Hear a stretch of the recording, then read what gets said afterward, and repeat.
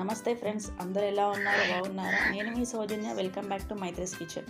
ఈరోజు మనం crispy and టేస్టీగా ఉండే స్వీట్ కార్న్ వడలు ఫాస్ట్గా ఎలా చేయాలో చూపిస్తాను. కానీ ఈరోజు చేసే రెసిపీ నేను కాదు, మా అత్తమ్మ చేస్తుంది. చాలా స్పెషల్, ఎందుకంటే వాళ్ళ అబ్బాయి కోసం. అదేనండి, మా శ్రీవారి కోసం.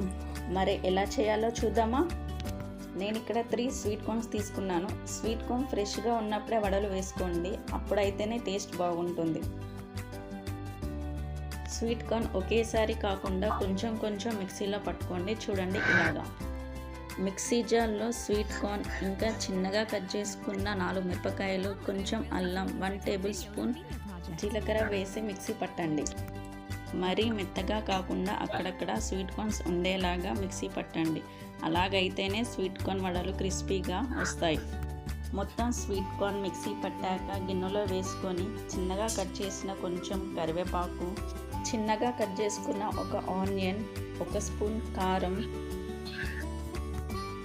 ఉప్పు తగినంత, చిటికెడు పసుపు, చిన్నగా కట్ చేసుకున్న కొంచెం కొత్తిమీర వేసి బాగా కలపండి.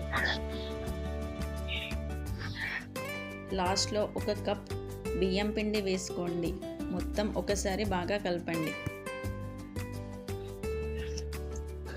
పిండి మాత్రం వడల్లాగా రావాలంటే కొంచెం గట్టిగా కలుపుకోండి. కలిపిన వెంటనే వడలు వేసుకోవాలి, లేకపోతే పిండి బాగా పల్చగా అయిపోతుంది. ఇలా వడల కోసం పిండిని ప్రిపేర్ చేశాక డీప్ ఫ్రైకి సరిపడా ఆయిల్ తీసుకోండి. హై ఫ్లేమ్లో పెట్టి బాగా వేడి చేయండి. ఆయిల్ బాగా వేడి అయ్యాక స్టవ్ మీడియం ఫ్లేమ్లో పెట్టి మనం కలిపిన పిండిని వడ షేప్లో చేసుకుందాం. వడలు షేప్గా రావాలంటే అయిపోయిన ఆయిల్ ప్యాకెట్ని కట్ చేసుకొని ఇలా వడలు వేసుకోండి. లేదా నార్మల్ ప్లాస్టిక్ కవర్ మీదనైనా ఆయిల్ అప్లై చేసి వడలు వేసుకోండి.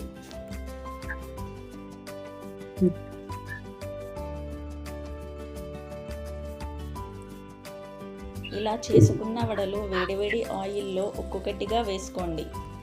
ఇలాగే ఆయిల్లో పట్టే అన్ని వేసుకొని మీడియం ఫ్లేమ్లో పెట్టుకోండి.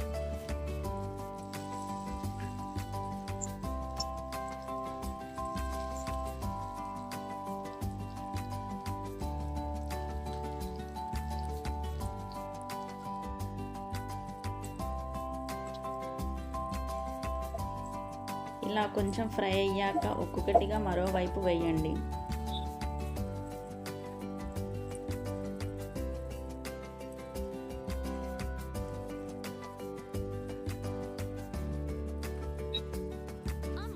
ఇలా రెడ్ కలర్ వచ్చేంత వరకు ఫ్రై చేసుకున్న తర్వాత సర్వ్ చేసుకోండి.